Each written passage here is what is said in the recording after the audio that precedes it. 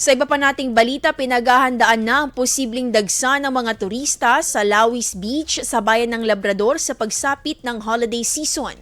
Bilang inisyal na hakbang, nagtalaga na ng pansamantalang pananda ang Tourism Office sa baybayin kung saan maaaring itayo ang mga cottage. Ayon sa Tourism Office, resulta ito ng isinagawang forum at talakayan kasama ang Engineering Office at shed owners ukol sa maayos na pagtatayo ng mga kubo sa tabing dagat.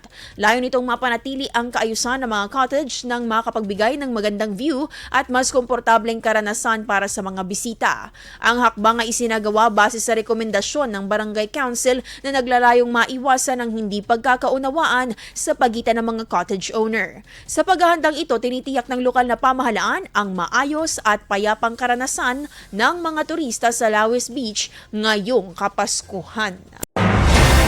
IFM News. IFM News. IFM.